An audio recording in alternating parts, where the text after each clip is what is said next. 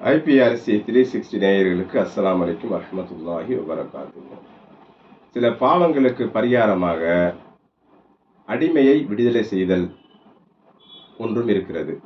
உதாரணத்துக்கு நோன்பை வேணுமென்னே முறிச்சிட்டா அடிமையை விடுதலை செய்யணுங்கிறது ஒரு ஷரத்து. அதே போல் சத்தியத்தை மீறிட்டா முறிச்சிட்டா அதுக்கும் அடிமையை விடுதலை செய்யணுங்கிறது ஒரு விஷயம் இருக்குது.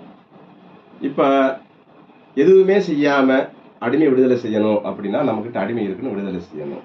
அந்த அளவுக்கு நன்மை கிடைக்கணுமா? அதற்கு நபி ஸல்லல்லாஹு அலைஹி வஸல்லம் அவர்கள் ஒரு விஷயத்தை நமக்கு சொல்லி கொடுத்துருக்குறாங்க. அந்த வாக்கியங்களை நாம் ஒரு நாளைக்கு 10 முறை ஓதினால் ஒவ்வொரு 10 முறைக்கும் நமக்கு 4 அடிமைகளை விடுதலை செய்ததற்கு சமமான நன்மை கிடைக்கிறது. அதுவும் எங்கேருந்து? இஸ்மாயில் அலைஹிஸ்ஸலாம் அவருடைய வாரிசிலிருந்து 4 அடிமைகளை விடுதலை செய்ததற்கு சமமான நன்மை கிடைக்கிறது என்று நபி ஸல்லல்லாஹு அலைஹி வஸல்லம் சொன்னார்கள். அந்த வாக்கியம் என்னங்கிறத இப்போ நம்ம பார்க்கலாம். லா இலாஹ இல்லல்லாஹு வஹ்தஹு லா ஷரீக லஹு லஹுல் முல்கு வலஹுல் ஹம்து வஹுவ அலா குல்லி ஷைஇன் கதீர். இந்த வாக்கியம்தான். இதை 10 முறை ஓதிட்டா ஒரு அடிமையை விடுதலை செய்வதற்கு சமமான நன்மை கிடைக்கிறது.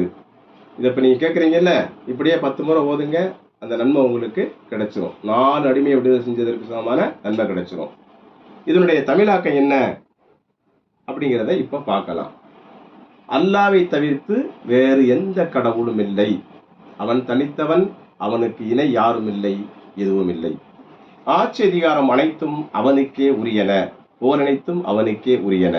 அவன் ஒவ்வொரு பொருள் மீதும் ஆற்றல் மிக்கவன். இதுதான் அவனுடைய பொருள். நேயர்களே, இது என்ன செய்யுங்க?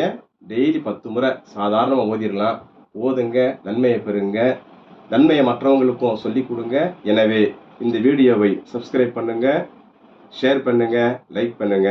அஸ்ஸலாமு அலைக்கும் வரஹ்மத்துல்லாஹி வபரகாத்துஹு.